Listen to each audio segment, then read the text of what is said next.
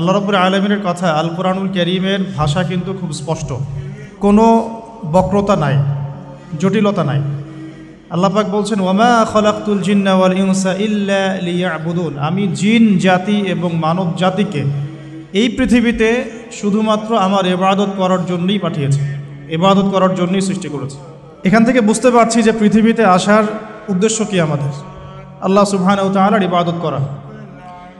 ইবাদত কি? এক বাক্যে উত্তর হচ্ছে আমাদের উম্মার জন্যে নবী মুহাম্মদ সাল্লাল্লাহু আলাইহি ওয়াসাল্লামের সুন্নাহ মাফিক জীবনযাপন করা।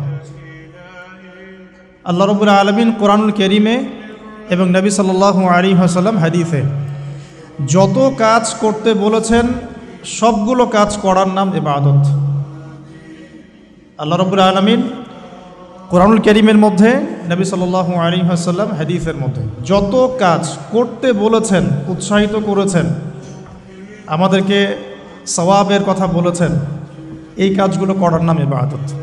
ফর এক্সাম্পল সালাত, যাকাত, সওম, হজ, উমরাহ, পিতামাতার সাথে ভালো ব্যবহার করা, সত্য কথা বলা ইত্যাদি। এগুলো লিস্ট করলে আমরা হাজারটা পেতে পারি। আরেকটা বিষয় ইবাদতের অন্তর্ভুক্ত, সেটা হলো আল্লাহ রাব্বুল আলামিন কোরআনে যত কিছু নিষেধ করেছেন এবং নবী সাল্লাল্লাহু আলাইহি ওয়াসাল্লাম হাদিসে যত বিষয় নিষেধ করেছেন, এই নিষেধ থেকে দূরে থাকার নাম ইবাদত। আবার বলছি, শুধুমাত্র আদেশ মেনে চলার নাম ইবাদত নয়। আল্লাহ পাক কোরআনে এবং নবীজি হাদিসে যত বিষয় থেকে নিষেধ করেছেন, এগুলো না করার নাম ইবাদত। ফর এক্সাম্পল, সুদ খেতে আল্লাহ নিষেধ করেছেন, সুদ না খাওয়া ইবাদত। ঘুষ খেতে আল্লাহ নিষেধ করেছেন, ঘুষ না খাওয়া ইবাদত। জিনা করতে আল্লাহ নিষেধ করেছেন, ধারের কাছে যেতেও নিষেধ করেছেন, না যাওয়াটা ইবাদত। মানে যত কাজ থেকে বিরত থাকতে বলেছেন, এগুলো বিরত থাকার নামও ইবাদত। বর্তমান ওয়ার্ল্ডের প্রবলেম হচ্ছে আমরা আল্লাহ এবং তার রাসূলের আদেশগুলো মানতে চাই। কেউ সালাত ডিনাই করে না, বেশিরভাগ লোকই সালাতকে রিসিভ করে, ডিনাই খুব কম মানুষই করে। কিন্তু যাকাত ডিনাই করে মানুষ, হজ উমরা ডিনাই করছে না, কিন্তু মানুষ সুদ থেকে বেঁচে থাকার ব্যাপারে কঠোরতা প্রদর্শন করছে না। মানে যে কাজগুলো করলে আমাদের কোনো সমস্যা হচ্ছে না, আমরা সেগুলো ঠিকই করছি, আর যেগুলো ছেড়ে দিলে আমাদের কষ্ট হচ্ছে, এগুলো আমরা করতে যাচ্ছি। তো ইবাদতের ডেফিনেশনটা আজকে আমরা একটু শিখে যাব, যে আল্লাহ রাব্বুল আলামিন যত কাজ করতে বলেছেন তা করার নামও যেমন ইবাদত, যেটা ছেড়ে দিতে বলেছেন ওইটা ছেড়ে দেওয়া ইবাদত। আমার চেহারা থেকে স্টার্ট করতে পারি আমি। নবী সাল্লাল্লাহু আলাইহি ওয়াসাল্লাম বলেছেন খালিফুল ইয়াহুদা, ইহুদিদের বিরোধিতা করো, ওয়াল মুশরিকিন, মুশরিকদেরও। তারা গোফগুলোকে লম্বা করে, তোমরা ছোট করে ফেলো। তারা দাড়িগুলোকে কেটে ফেলে, তোমরা ছেড়ে দাও, লম্বা করে ফেলো। এই যে স্টার্ট হলো এখান থেকে, যেটা নবী করতে বলেছেন করলাম ইবাদত, যেটা ছাড়তে বললেন ছাড়লাম ইবাদত। তো আপনি আপনার বডি থেকে স্টার্ট করতে পারেন। আপনার ইস্তেনজা, ওযু, আপনার গোসল, আপনার সালাহ, মসজিদে যাওয়া, মসজিদের পরে জিকির আজগার, তাসবিহ তাহলিল, কোরআন তেলাওয়াত, সামাজিক কৃষ্টি কালচার, এর মধ্যে ইসলাম আছে, সুন্নাহ আছে। ইকোনমিক, আপনার ইকোনমিক সেকশন, আপনার পরিবার, মুআমালাত, এই যে বিষয়গুলো, প্রতিটা বিষয়ের মধ্যেই আমরা এমন কিছু বিধান পাই যেটা নবী সাল্লাল্লাহু আলাইহি ওয়াসাল্লাম থেকে প্রমাণিত, আল্লাহ রাব্বুল আলামিন আদেশ করেছেন। আবার কিছু কিছু বিষয় পাই যেগুলো আল্লাহ পাক নিষেধ করেছেন, নবীজি নিষেধ করেছেন। ইবাদতের ডেফিনেশনটা আমাদেরকে শিখতে হবে এভাবে, যে আল্লাহ এবং তার রাসূল যত কিছু করতে বলেছেন সেটা করাও যেমন ইবাদত, অ্যাট দ্য সেম টাইম তারা, মানে আল্লাহ এবং তার রাসূল সাল্লাল্লাহু আলাইহি ওয়াসাল্লাম যা যা নিষেধ করেছেন ছেড়ে দেওয়ার নাম ইবাদত। আমি আশা করি খুব সংক্ষিপ্ত করে বোঝাতে পেরেছি, বাকিটা আপনারা বাসায় পড়বেন। এখন আসুন, এখন আল্লাহ রাব্বুল আলামিন দুনিয়াতে যে পাঠিয়ে দিয়েছেন এই দায়িত্ব দিয়ে, এই ইবাদতের দায়িত্ব দিয়ে, আল্লাহ বলছেন আর কোনো কারণে সৃষ্টি করি নাই। তাহলে আমরা যে 50, 60, 70 বা 100 বছরের হায়াতটা পাচ্ছি, এই জীবনটার মূল উদ্দেশ্য তাহলে এটাই। এখন এটা আল্লাহ রাব্বুল আলামিনের অনেক বড় রহমত, যে আমরা যদি নবী সাল্লাল্লাহু আলাইহি ওয়াসাল্লামের মতো আমাদের পরিবার, সমাজ, রাষ্ট্র, আমাদের অর্থনীতি এগুলোও চালাই, এগুলো ইবাদত বলে গণ্য হবে। এটা অনেক বড় রহমত। এমনকি আপনি আপনার মুসলিম ভাইয়ের সাথে হাসি মুখে কথা বললে এটা ইবাদত বলে কাউন্ট হচ্ছে। ইভেন আমরা যদি স্ত্রীদের সাথে মিলিত হই সুন্নাহ মাফিক হালাল পন্থায়, এটা ইবাদত হচ্ছে। এমনকি আপনি এই প্রবাস জীবন থেকে কষ্ট করে অর্থ উপার্জন করে দেশে পাঠাচ্ছেন, আপনার পরিবার সেটা খেয়ে পড়ে বেঁচে থাকছে, এটা অবশ্যই আপনার ইবাদত। তো এটা আল্লাহ রাব্বুল আলামিনের অনেক বড় রহমত যে আমাদের জীবনের প্রতিটা কাজকেই ইবাদত বলে গণ্য করা সম্ভব যদি কাজটা আমরা একটা সুন্নাহ মেনে চলি। সেটা হলো সেই কাজটা নবী সাল্লাল্লাহু আলাইহি ওয়াসাল্লাম কীভাবে করেছেন, এইভাবে করা। আর তার উপর একটা জিনিস আছে, সেটা হলো ইখলাস, শুধুমাত্র আল্লাহ পাকের সন্তুষ্টির জন্য করা। ইখলাস, শুধুমাত্র আল্লাহ পাকের সন্তুষ্টির জন্য আমলটা করব, ইত্তিবাউর রাসূল, রাসূল সাল্লাল্লাহু আলাইহি ওয়াসাল্লামের অনুকরণ করব। এখন এই যে 100 বছর ধরে নিচ্ছি আর কি, এভারেজ 50, 60, 100 ইয়ার্স আমাদের হায়াত। আগেকার উম্মত অনেক বেশি হায়াত পেয়েছে, কেউ 500, 1000 আরও বেশি, আমরা লিমিটেড। তো এই কারণে আল্লাহ রাব্বুল আলামিন আমাদের প্রতি আরও দয়া পরবশ হয়ে কিছু অকেশন দিয়েছেন, ইবাদতের মৌসুম দিয়েছেন। ফর এক্সাম্পল রমাদান, এই রমাদান একটা ইবাদতের মৌসুম। জুমার দিন সাপ্তাহিক ইবাদতের মৌসুম। হজ একটা ইবাদতের মৌসুম। ঈদ উল ফিতর, লাইলাতুল কদর, তারপরে আমরা যে শবে বরাত, ওই যে 15ই শাবান ইত্যাদি, আল্লাহ রাব্বুল আলামিন অনেক অকেশন দিয়েছেন ইবাদতের আমাদের জন্য। ঠিক এভাবেই 4টা মাসকে আল্লাহ সুবহানাহু ওয়া তাআলা হারাম করেছেন। হারাম মানে সম্মানিত। এখানে হারাম মানে কি? সম্মানিত। এখান থেকে একটু বোঝার চেষ্টা করুন। আল্লাহ রাব্বুল আলামিন বলছেন সূরা তাওবার মধ্যে যে আল্লাহ পাক যেদিন থেকে আসমান জমিন সৃষ্টি করেছেন ওই সময় থেকেই এই 4টা মাস সম্মানিত। 4টা মাস কি কে বলতে পারবেন? 1 নম্বরটা কি? যুলকাদা। 2 নম্বর না, রমাদান নাই, যুলকাদা। 2 নম্বর যুলহিজ্জা। 3 নম্বর বলেন মুহাররম। 4 নম্বর রজব। এই 4টা স্পেশাল হারাম মাস, আর রমাদান আরেকটা স্পেশাল। কয়টা হলো মোট? আচ্ছা, রমাদান সম্পর্কে অনেক লেকচার শুনেছেন, এটা আমি টাচ করছি না আজকে। এখন রমাদান বাদ দিয়ে আরও 4টা মাস আল্লাহ সুবহানাহু ওয়া তাআলা আমাদের জন্য সম্মানিত করেছেন, ইবাদতের মৌসুম হিসেবে দিয়েছেন। এখন আমরা পশ্চিমাদের সাংস্কৃতিক আগ্রাসন বলেন আর সারা ওয়ার্ল্ডের ডমিনেশন বলেন, এমনভাবে আমরা ফিতনায় জর্জরিত হয়েছি যে এখন যে মুহররম মাস চলছে বা স্টার্ট হয়েছে, এই চেতনাটাও কিন্তু আমাদের মধ্যে অনেকের মধ্যে নাই। আমাদের মধ্যে অনেকে জানেও না যে আজকে মুহররম মাসের কয় তারিখ। যখন আমরা সাংস্কৃতিকভাবে পরাজিত হয়ে যাচ্ছি, শিক্ষার ক্ষেত্রে পরাজিত হচ্ছি, তখন অবভিয়াসলি আমরা ইকোনমি, পলিটিক্স সব জায়গায় পরাজিত হবই। তো সারা ওয়ার্ল্ডে আমরা কিন্তু এই জায়গায় চলে আসছি। আজকে সাংস্কৃতিক বিজয় নাই আমাদের। তো আজকে আমি স্মরণ করায় দেই যে এটা কিন্তু মুহররম মাস শুরু হয়েছে। আজকে কয় তারিখ?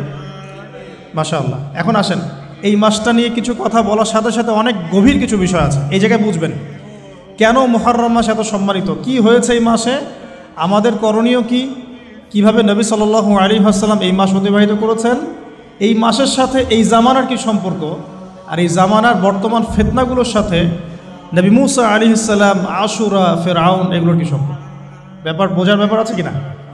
আচ্ছা, একটু বোঝার চেষ্টা করুন আল্লাহর ওয়াস্তে, একটু মনোযোগ দিন। দেখুন, প্রথমে বলে নেই যে এই মাসে নবী সাল্লাল্লাহু আলাইহি ওয়াসাল্লাম কি করতে বলেছেন আমাদেরকে।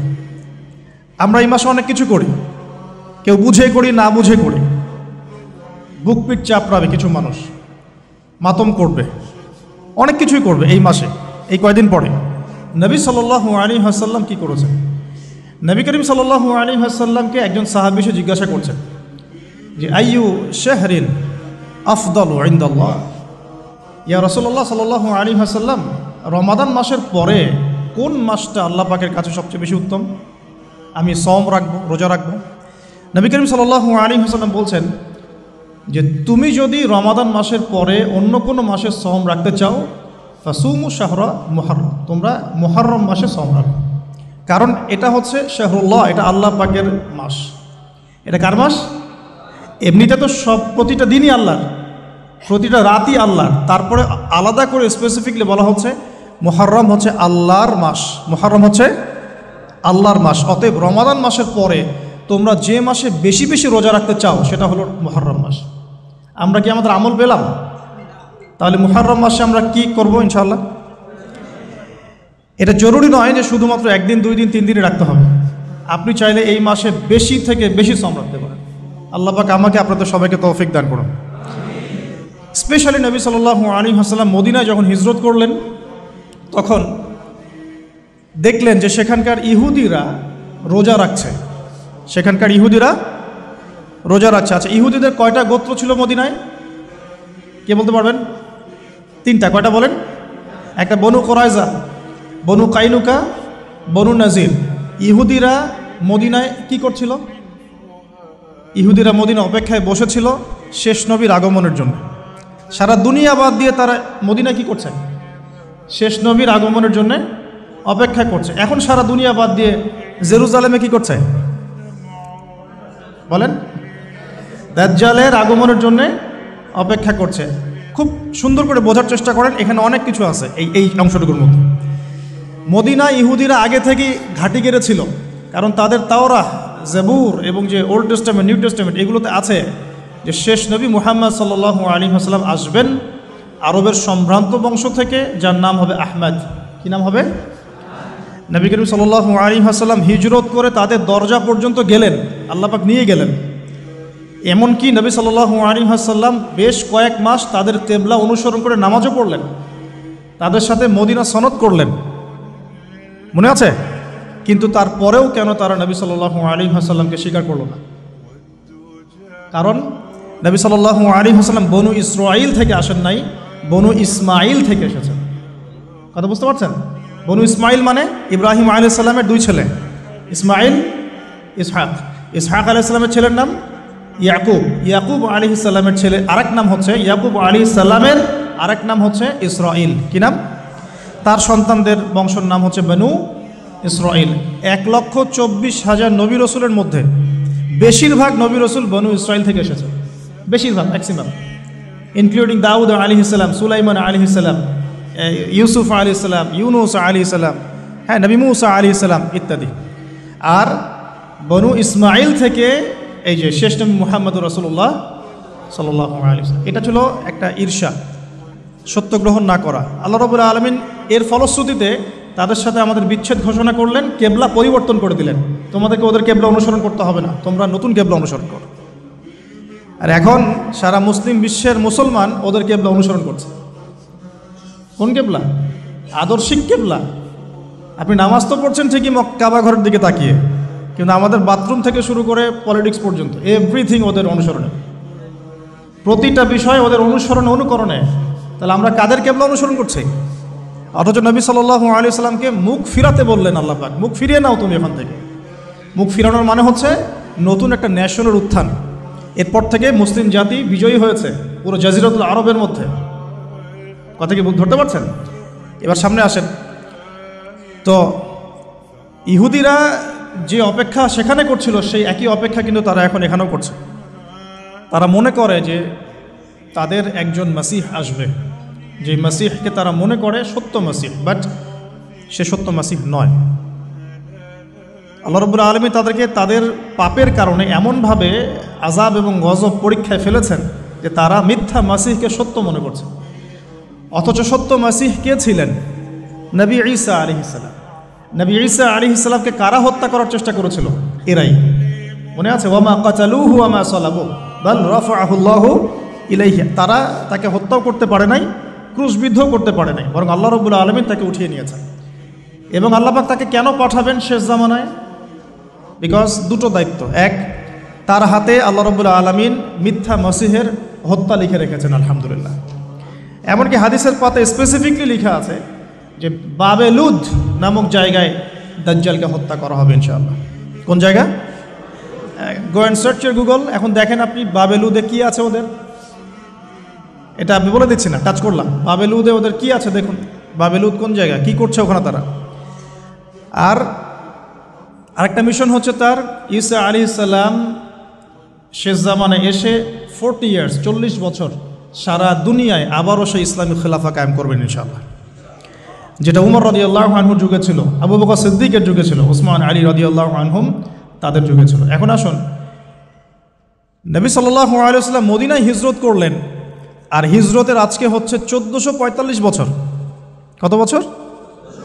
এই যে আমি যখন লেকচার দিচ্ছি, নবী সাল্লাল্লাহু আলাইহি ওয়াসাল্লামের হিজরতের 1445 বছর পরে। সুবহানাল্লাহ, এতদিন পরে এই দিন যে সারা দুনিয়ার আনাচে কানাচে ছড়িয়ে গেছে, এটাই তো প্রমাণ করে ইসলাম একটা সার্বজনীন জীবন ব্যবস্থা। এই যে মালয়েশিয়াতে কি নবী সাল্লাল্লাহু আলাইহি ওয়াসাল্লাম পায়ে হেঁটে এসে দাওয়াত দিয়ে গেছেন? এখানে লক্ষ লক্ষ কোটি কোটি মানুষ মুসলিম। আল্লাহু আকবার। সাইবেরিয়াতে মুসলিম আছে, অস্ট্রেলিয়াতে মুসলিম আছে, আফ্রিকায় মুসলিম আছে, আপনি ইউরোপে যান সেখানে মুসলিম পাচ্ছেন।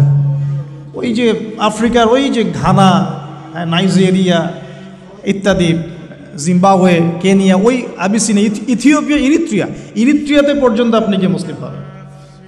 আল্লাহু আকবার। তো এটাই তো প্রমাণ করে যে ইসলাম আল্লাহ রাব্বুল আলামিনের পক্ষ থেকে একটা মানে কি বলবো, সর্বস্বীকৃত এবং চূড়ান্ত একটা জীবন বিধান।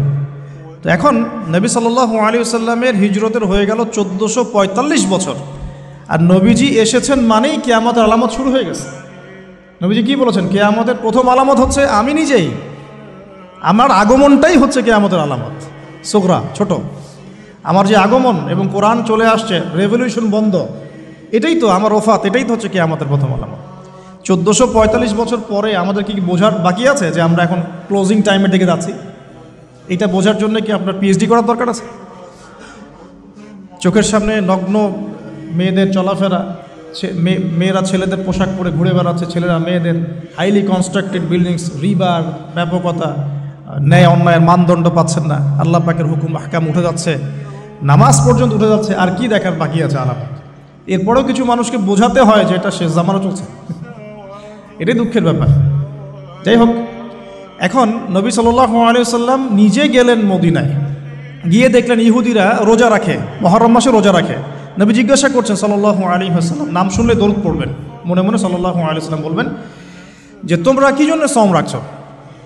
ইহুদিরা বললেন বা বলল যে আনজাল্লাহু আযজা ওয়া জাল মূসা ওয়া কওমাহ, এই দিনে আল্লাহ রাব্বুল আলামিন মূসা আলাইহিস সালাম এবং তার কওম মানে বনু ইসরাইলকে নাজাত দিয়েছেন।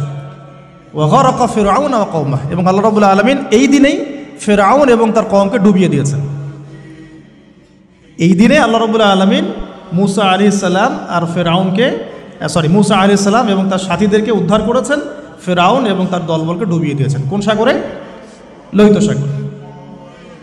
এজন্যে শুকরিয়া স্বরূপ মূসা আলাইহিস সালাম সওম রেখেছেন, এজন্য আমরাও সওম রাখি। তখন নবী সাল্লাল্লাহু আলাইহি ওয়াসাল্লাম বললেন যে নাহনু আহাক ওয়া আউলা বিমূসা মিনকুম, আমরা মানে উম্মতে মুহাম্মাদি, আমরা তোমাদের চাইতে মূসা আলাইহিস সালামের অনেক বেশি হকদার বেশি। এজন্য আমরা এই 10ই মুহররম সওম রাখি, আশুরার দিন। আর নবীজি বললেন তোমরা খালিফুল ইয়াহুদ, তোমরা ইহুদিদের বিরোধিতা করো। তাই তিনি বলছেন আমি আগামী বছর বেঁচে থাকলে 9 তারিখ বা 11 তারিখ আরও একটা সওম বেশি রাখবো।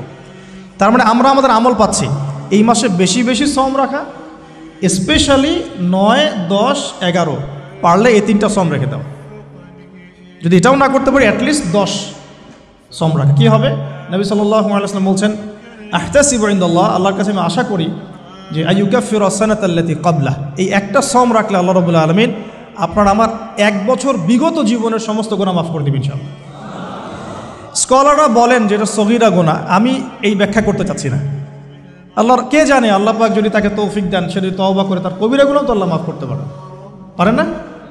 আচ্ছা, তাহলে আমরা আমাদের আমল দুটো পেয়ে গেলাম। 1, এই মাসে নর্মালি বেশি বেশি সওম রাখবো। 2, 9, 10, 11 সওম রাখবো। যদি এটাও না করতে পারি কমপক্ষে 10ই মুহররম অবশ্যই সওম রাখবো ইনশাআল্লাহ তাআলা। আল্লাহ পাক তৌফিক এনায়েত করুন। এখন আসুন, এই মাসে আরও একটা আমল নবীজি বলেছেন, যদিও এই হাদিসটা সম্পর্কে ইমাম তিরমিজির কিতাবে আছে, হাদিসটা একটু গরীব, কিন্তু আমি ফজিলতের স্বার্থে কথাটা বলছি। নবী সাল্লাল্লাহু আলাইহি ওয়াসাল্লাম বলেছেন, সাহাবী এসে জিজ্ঞাসা করছেন যে এই মাসে আমি বেশি বেশি সওম রাখবো, ফজিলতটা কি? নবী করিম সাল্লাল্লাহু আলাইহি ওয়াসাল্লাম বলছেন যে এই মাসে আল্লাহ রাব্বুল আলামিন বিগত অনেক সম্প্রদায়ের তওবা কবুল করেছিলেন। সুবহানাল্লাহ। এই মাসে আল্লাহ পাক বিগত অনেক সম্প্রদায়ের তওবা কবুল করেছেন এবং আগামীতেও অনেকের তওবা কবুল করবেন ইনশাআল্লাহ। তো তার মানে আমরা বুঝলাম আমাদের আরেকটা আমল এই মাসে বেশি বেশি, এই তো মাশাআল্লাহ, বেশি বেশি তওবা ইস্তেগফার করা। এখন আসুন আমি ইস্তেগফারের আপনাদেরকে 2-3টা দোয়া শিখাই দেই আগে ছোট্ট করে। এক নাম্বার, যারা একটু পড়াশোনা করেন মাশাআল্লাহ, তারা এইটা পড়বেন, সৈয়দুল ইস্তেগফার। সৈয়দুল ইস্তেগফার আমার সাথে বলবেন, আল্লাহুম্মা আনতা রব্বি লা ইলাহা ইল্লা আনতা খলাকতানি আনা আবদুক ওয়া আনা আলা আহদিক ওয়া ওয়া'দিকা মাস্তাতা'ত আউযু বিকা মিন শাররি মা সানা'ত আবুউ লাক বিনি'মাতিকা আলাই ওয়া আবুউ বিযামবি ফাগফিরলি ফাইন্নাহু লা ইয়াগফিরু যুনুবা ইল্লা আনতা। এই যে আমরা গত লেকচারে বলেছিলাম যে আমাদের ইবাদতগুলো অন্তঃসার শূন্য হয়ে যাচ্ছে এই কারণে, বিকজ আমরা অর্থটা বুঝি না। এই যে দোয়াটা আপনি করলেন, নবী সাল্লাল্লাহু আলাইহি ওয়াসাল্লাম বলেছেন যে এই দোয়া পড়ার পরে যদি কেউ সকালে পড়ে রাত্রের আগে মারা যায়, জান্নাতে চলে যাবে। রাতে পড়ে সকালের আগে ইন্তেকাল করলে জান্নাতে চলে যাবে। তো কী পড়লাম? আল্লাহ পাক বলছেন, নবী সাল্লাল্লাহু আলাইহি ওয়াসাল্লাম বলছেন, আল্লাহুম্মা হে আল্লাহ, আনতা রব্বি, আল্লাহ তুমি আমার রব, খলাকতানি তুমি আমাকে সৃষ্টি করেছো, আনা আবদুক আমি তোমার বান্দা, ও আনা আলা আহদিকা আমি তোমার সাথে যে অঙ্গীকার করেছি এর উপরে আছি, মাস্তাতা থাকার চেষ্টা করছি, আমি সাধ্যমতো থাকার চেষ্টা করছি। আবুউ লাকা বিনি'মাতিকা আলাই আমার উপরে আমার যে উপরে তুমি যে নিয়ামত দিয়েছো আল্লাহ, এগুলো আমি স্বীকার করছি। হে আল্লাহ, তুমি আমার উপর যত নিয়ামত দিয়েছো আমি স্বীকার করছি। ও আবুউ বিযামবি আমার যত গুনাহ আল্লাহ সব স্বীকার করছি। এভাবে যদি বান্দা আল্লাহর কাছে দোয়া করে, আল্লাহ মাফ করবেন না? সুবহানাল্লাহ। ফাগফিরলি আল্লাহ আপনি আমাকে মাফ করুন, ফাইন্নাহু লা ইয়াগফিরু যুনুবা ইল্লা আনতা এখন আপনি ছাড়া যুনুব কেউ ক্ষমা করতে পারেন। ব্যাস এইভাবে বুঝে বুঝে, এটা যদি না পড়েন অ্যাটলিস্ট এতটুকু, আস্তাগফিরুল্লাহাল্লাযী লা ইলাহা ইল্লা হুয়াল হাইয়ুল কাইয়্যুম ওয়া আতুবু ইলাইহি, এইটুকু। আর এটাও যদি না পড়েন, না পড়াটা একটু লজ্জার যদিও বা, তাও যদি না পড়েন তাহলে বলবেন আস্তাগফিরুল্লাহ ওয়া আতুবু ইলাইহি, আস্তাগফিরুল্লাহ ওয়া আতুবু ইলাইহি। আসুন তাহলে আমরা কাজগুলো পেয়ে গেলাম। এখন আসুন আমরা কেন রোজা রাখছি। নবী করিম সাল্লাল্লাহু আলাইহি ওয়াসাল্লাম এখানে উদ্দেশ্যটা বলছেন। এই দিনে কি করা হয়েছে? মুসা আলাইহিস সালাম এবং তার কওমকে নাজাত দেওয়া হয়েছে, ফেরাউন তার কওমকে ডুবিয়ে দেওয়া হয়েছে। এই তো এই রোজার সাথে কিন্তু হুসাইন রাদিয়াল্লাহু আনহুর কারবালার শাহাদাতের কোনো সম্পর্ক নাই। এটা একটা আকীদা পরিষ্কার করে নেবেন। হুসাইন রাদিয়াল্লাহু আনহুর কারবালার ঘটনা হয়েছে নবী সাল্লাল্লাহু আলাইহি ওয়াসাল্লামের ইন্তেকালের 60 বছর পরে। শরীয়ত ক্লোজ হয়ে গেছে না নবী সাল্লাল্লাহু আলাইহি ওয়াসাল্লাম ইন্তেকালের সাথে সাথে, নাকি আরও শরীয়ত আসবে? শরীয়তে কোনো নতুন বিধান কি এরপরেও চালু করা যাবে? এই দিনে অনেক ঘটনা ঘটেছে। এই ঘটনাগুলোর সম্পর্কে কিছু দুর্বল বর্ণনা আছে বিধায় আমি বলছি না পাবলিকলি। বলা হচ্ছে এই দিনে নূহ আলাইহিস সালামের কিস্তি, ওই যে কিস্তি প্লাবনে ভেসে ভেসে এই দিনে জুদি পাহাড়ে এসে নোঙর পড়েছে। এরকম অনেক ঘটনা। এই দিনে মুসা আলাইহিস সালামকে নাজাত দেওয়া হয়েছে, এই দিনে ফেরাউনকে ডুবিয়ে দেওয়া হয়েছে, এরকম অনেক ঘটনা আছে। কিন্তু এই দিনে রোজা রাখার উদ্দেশ্য হচ্ছে এই নাজাতে মুসা। এইটা হুসাইন রাদিয়াল্লাহু আনহুর শাহাদাতের কষ্টে রাখছি না আমরা, ওইটা আমাদের জন্য আরেকটা জায়গা। ওই জায়গাটা নিয়ে আমি যে হুসাইন রাদিয়াল্লাহু আনহুর শাহাদাত, ওইটা থেকে শিক্ষাটা আমার কি, এই ঘটনাটা এই 10 মুহররমে ঘটে গেছে। এটা আল্লাহ পাকের তাকদিরে ছিল, এই দিনেই ঘটনাটা ঘটে গেছে। এই ঘটনা ঘটার আগেই নবী সাল্লাল্লাহু আলাইহি ওয়াসাল্লাম রোজা রাখতেন, এমন না যে এই ঘটনা ঘটার পরে সাহাবীরা রোজা রাখা শুরু করেছেন। ব্যাপারটা কি তাই না? মূল জিনিসটা বুঝি, তারপর হুসাইন রাদিয়াল্লাহু আনহুর শাহাদাতের দিকে যাবো ইনশাআল্লাহ। আমরা দোয়া করি আল্লাহ পাক আমাদের সবাইকে হুসাইন রাদিয়াল্লাহু আনহুর মতো সাহস, ক্যারেজ দান করুন, তাদের মতো বীরত্বপূর্ণ ঈমান দান করুন, এবং জুলুমের বিরুদ্ধে তার মতো দাঁড়িয়ে যাওয়ার মানসিকতা দান করুন।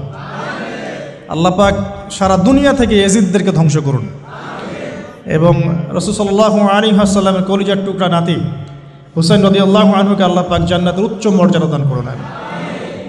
তো এখানে দেখুন, মুসা আলাইহিস সালামের নাজাতের সাথে আশুরার ঘটনা জড়িত। আর একটা কথা আমি বলে দেই, মুসা আলাইহিস সালাম, তার কওম, ফেরাউন এবং শেষ জামানা দাজ্জাল, জেরুজালেম, ইহুদি, এদের সবার সাথে একটা যোগসূত্র আছে। একটু বোঝার চেষ্টা করবেন, আবার বলছি, রোজাটা রাখছি আমরা আশুরার স্মৃতিতে, ওই স্মরণে। এই আশুরার দিন এর ঘটনা, মুসা আলাইহিস সালামের কওম, ফেরাউন, বনু ইসরাইল, এখনকার জেরুজালেম, জিউসদের উত্থান, শেষ জামানা, এই প্রত্যেকটা বিষয় কানেক্টেড আছে। আমি জানি না কিভাবে আমি শব্দ নিয়ে আপনাদেরকে বোঝাবো। আমি এখনগুলো লেকচারগুলোতে বলি যে আমি লাস্ট 3-4 বছর থেকে একটা প্রবলেম ফেস করছি। অনেক কিছু বুঝতে পারছি, কিন্তু আমি আপনাকে বোঝাতে পারছি না। আমি কোন ভাষা প্রয়োগ করব বা কিভাবে সিকোয়েন্স সাজাবো আমি আসলেই বুঝতে পারছি না। বিশ্বাস করেন, এগুলো শুধু বাইরের কথা বললাম, ভিতরে এমন অনেক কথা আছে যার 30 থেকে 40% আমি বলতে পারছি, বাকি 60% কথা আমি বলতে পারছি না। এখন আপনি ইন্টেলেকচুয়াল অডিয়েন্স হয়ে বুঝে নিয়েন যে কেন বলতে পারছি না, কেন বলতে পারছি না, কী কারণে, এটা আপনার থেকে বুঝে নিতে হবে। তো এখন দেখুন প্রিয় ভাইয়েরা, একটু আমার দিকে খেয়াল করুন। নবী মুসা আলাইহিস সালাম, কোরআন আপনি খুলবেন 44টা জায়গায়, কয়টা জায়গা?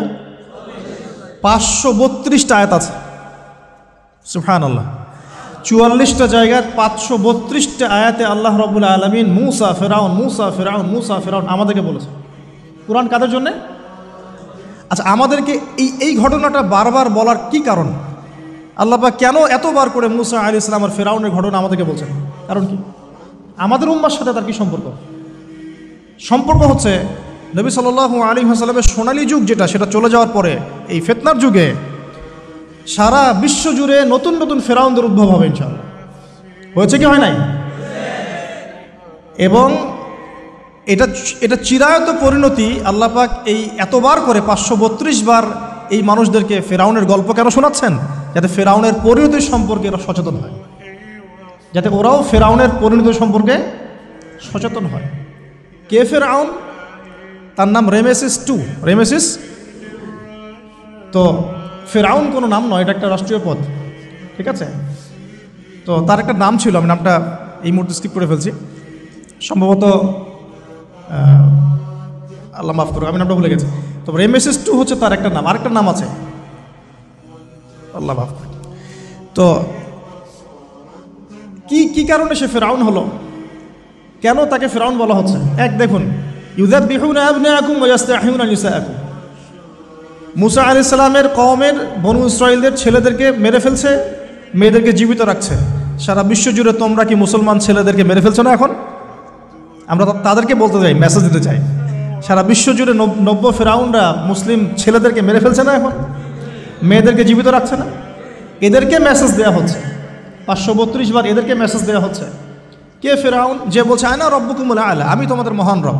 সারা ওয়ার্ল্ড যারা চালাচ্ছে তারা এই দাবি প্রত্যক্ষভাবে না করলেও পরোক্ষভাবে ঠিকই করছে। ওয়ার্ল্ডের কতগুলো জায়গায় আপনি দেখবেন যে অবনত চিত্তে আল্লাহ পাকের হুকুমের সামনে মাথা পেতে নিচ্ছে। কয়টা জায়গায় আল্লাহ পাকের সুপ্রিম লসগুলোকে এস্টাবলিশ করা হচ্ছে। আর এটাকে ইনডাইরেক্টলি আপনি চ্যালেঞ্জ করছেন, আল্লাহ পাকের কিতাবকে আপনি ইনডাইরেক্টলি চ্যালেঞ্জ করছেন। এবং এটা আপনি সরাসরি না বললেও, যে আমি মহান রব নই, এ কথা সরাসরি না বললেও আপনার কাজে এটা প্রমাণ করছেন। আল্লাহ পাকের সমস্ত আহকাম, হুকুম, ইসলামিক বিধানগুলোকে উঠিয়ে দিয়ে জাহেলিয়াত প্রতিষ্ঠা করছেন, শিক্ষা ক্ষেত্রে, সাংস্কৃতিক ক্ষেত্রে, অর্থনৈতিক ক্ষেত্রে, ইভেন পলিটিক্যাল ক্ষেত্রে। তাহলে এটা কি ফেরাউনের আচরণ নয়? এটা কি ফেরাউনের আচরণ নয়? ফেরাউন কাকে বলে? ফেরাউনের ডেফিনেশন কি আসলে? তাকে একটার পর একটা নিদর্শন দেখানো হয়েছে, 9টা নিদর্শন, 9টা দেখানো হয়েছে। আপনি সূরা তাহা পড়ুন, কসাস পড়ুন, পাবেন 9টা নিদর্শন। এতগুলো নিদর্শন আয়াত দেখার পরেও ফেরাউন ঈমান নিয়ে আসে নাই। তো এখন সারা ওয়ার্ল্ডে যারা আছে, বড় বড় ফেরাউন, নমরুদ, আজার, এদের সামনে নিদর্শনের অভাব আছে? এরপরেও কি তারা ইসলাম কবুল করছে, আত্মসমর্পণ করছে? ইসলামের উপর এত আগ্রাসন, এত মানে ম্যাসাকার্ড অবস্থার পরেও ইসলাম কি দিন দিন কমছে না বাড়ছে? নিদর্শন। মুসলিমদের উপরে এত সাংস্কৃতিক আগ্রাসন, শিক্ষাক্ষেত্রে আগ্রাসন, অর্থনৈতিক আগ্রাসন, পলিটিক্যাল আগ্রাসন, এরপরেও কি মুসলিমরা কমেছে না বেড়েছে? নিদর্শন। সারা বিশ্বে পর্দা কত কথা, তারপরে পশ্চিমারাই এখন পর্দা করছে, নিদর্শন। ওরাই এখন পর্দা দিকে আসছে। প্রতিটা জায়গায় আপনি দেখুন, শিক্ষা থেকে উঠাই দিচ্ছেন ইসলাম, কিন্তু তারপরেও মানুষ মাদ্রাসার দিকে আসছে, তারপরেও দিন দিন মানুষ কোরআন শিখছে, তারপরেও দিন দিন মানুষ হাদিস শিখছে। আমরা সংস্কৃতির নামে নগ্নতা, বেহায়াপনা ছড়িয়ে দিচ্ছি, তারপরেও দেখুন দিন দিন মানুষ আবার আল্লাহর দিকে ফিরে আসছে। যুব সমাজকে নাস্তিক বানানোর জন্য কত কী না করলাম আমরা, কত কী যে করলাম যুবকদেরকে নাস্তিক বানানোর জন্য, কিন্তু তারপরেও ইয়াংদের একটা বড় অংশ দিন দিন ইসলামের দিকে ফিরে আসছে। আলহামদুলিল্লাহ। দেখুন এখনও কিন্তু ফেরাউনদের সামনে নিদর্শন যাচ্ছে। সবচেয়ে বড় কথা, তারা আল্লাহ পাকের অথরিটি, আমরা সভরেন্টি বলি যেটাকে, এইটা দাবি করেছিল ফেরাউন। এখন সেই সভরেন্টি দাবি করছি আমরা বড় বড় সংস্থাগুলোর মধ্য দিয়ে। আপনি আমাকে সরাসরি জিজ্ঞাসা করলে আমি বলবো ইউনাইটেড নেশনস একটা ফেরাউন, অফকোর্স ফেরাউন, কারণ সে সারা ওয়ার্ল্ডকে আল্লাহ পাকের হুকুম আহকাম থেকে বের করে মানুষের হুকুম আহকামের দিকে নিয়ে গেছে। সিম্পল। এখন আশুরার সাথে এগুলোর কি সম্পর্ক, এবার এই বিষয়টা দেখুন, একটু খেয়াল করুন, একটু মনোযোগ দিন। নবী মুসা আলাইহিস সালামকে আল্লাহ রাব্বুল আলামিন জন্ম দিয়েছেন কোন বছর জানেন? যেই বছর ওই সন্তান জন্মটা স্থগিত ছিল, মানে 1 বছর তারা সন্তান জবাই করা। জ্যোতিষীরা বলেছিল একজন আসবে তোমার সিংহাসন কেড়ে নিবে। মুসা আলাইহিস সালামের নাম উল্লেখ করা হয় নাই। ফেরাউন খুব সতর্ক, এরপর থেকে যে বাচ্চাই জন্ম নেয় হত্যা করা হয়। সুবহানাল্লাহ। এখন সারা বিশ্বে বাচ্চাদেরকে হত্যা করা হচ্ছে না? আপনি ইয়েমেনের দিকে তাকান, সিরিয়ার দিকে তাকান, লেবানন, জর্ডান দেখেন, প্যালেস্টাইনের দিকে তাকান, প্যালেস্টাইনের দিকে তাকান, কতগুলো বাচ্চা, নিরীহ বাচ্চাদেরকে এত মারার পরেও আলহামদুলিল্লাহ আল্লাহ পাক ওইখানকার মাদের গর্ভে যমজ সন্তান দান করে। দেখবেন পৃথিবীর সবচেয়ে বেশি যমজ সন্তান হয় ছেলে সন্তান প্যালেস্টাইনে। সুবহান আল্লাহ পাকে দেখেন। তো মুসা আলাইহিস সালামকে আল্লাহ পাক জন্ম দিয়েছেন পরের বছর, মানে যে বছর জবাই করা চলছে তার পরের বছর মুসা আলাইহিস সালাম জন্ম নিয়েছে। এবার তার মা তো ভীত সন্তুষ্ট, কি করবেন, কিভাবে হবে, ফেরাউন জানতে পারলে তো মেরে ফেলা হবে। এখন আল্লাহ পাক তাকে ওহী করলেন। এই ওহীটা নবুয়ত না, কিন্তু মনের মধ্যে ইলহাম। এটা কি বলি? ইলহাম।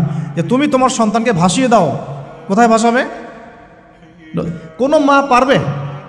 বলেন তো, মারা কেটে পারবে? ও মুসা আলাইহিস সালামের মায়ের কলবটা কেঁদে উঠলো। আল্লাহ পাক বলছেন আমি যদি তার কলবকে দৃঢ় না রাখতাম সেই কাজ করতে পারতো না। সুবহানাল্লাহ।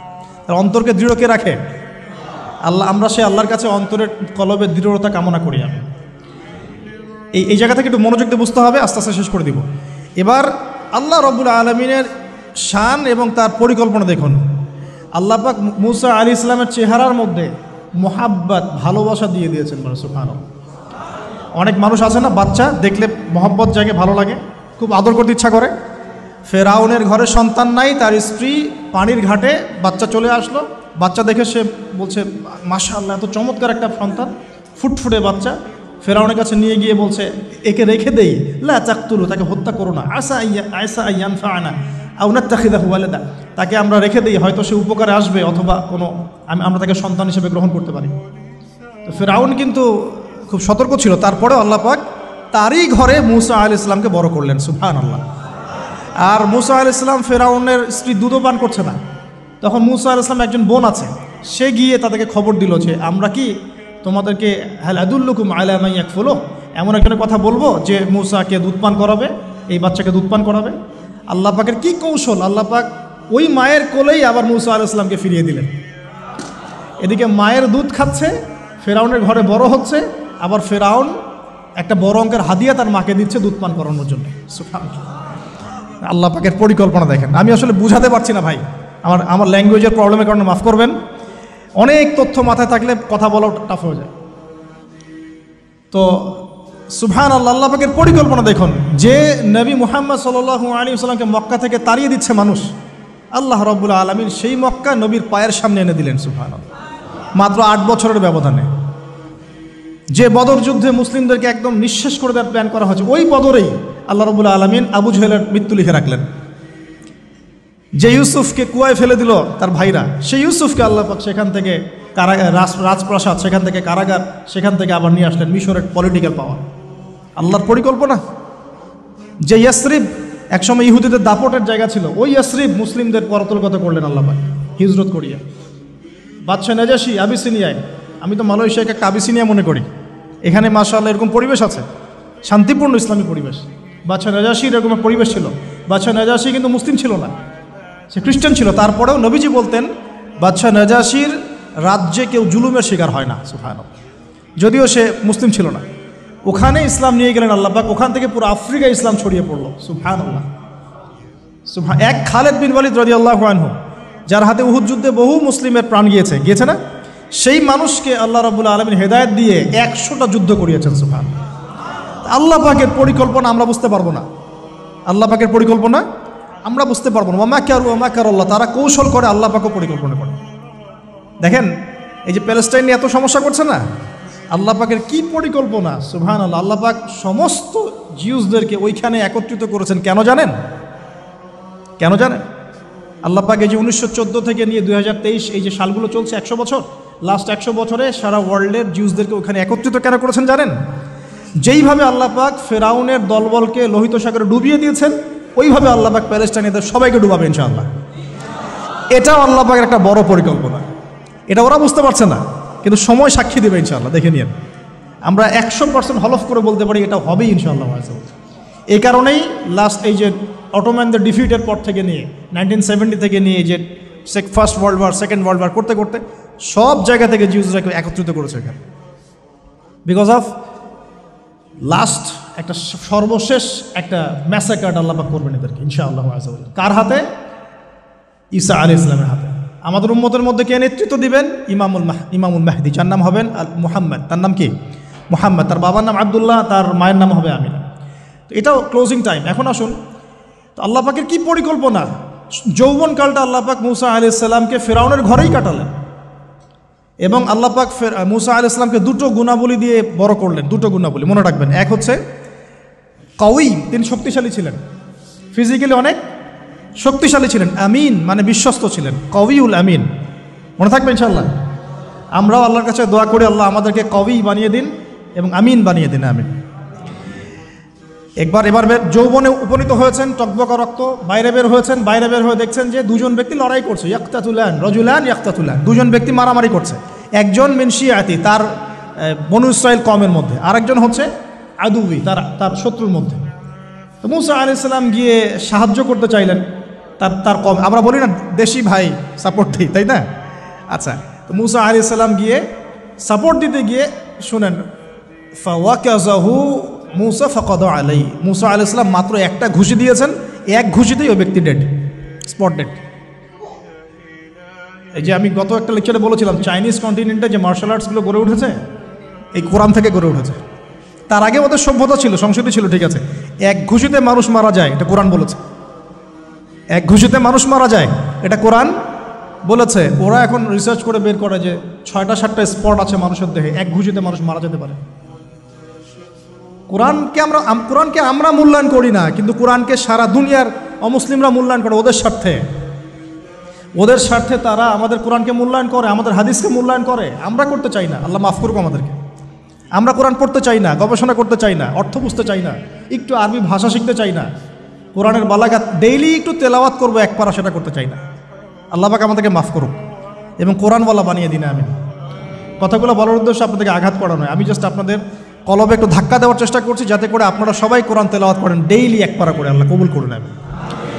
এবার আসুন, দেখুন এবার কি হলো। এটা ইন্টেনশনালি ছিল না, আনইনটেনশনালি মুসা আলাইহিস সালাম এখন কিন্তু মানে হত্যার অপরাধী হয়ে গেছে, তাই না? ফেরাউন তাকে ধরার জন্য বের হয়েছে দলবল নিয়ে, ওকে ধরতে হবে, এবার অ্যারেস্ট করতে হবে।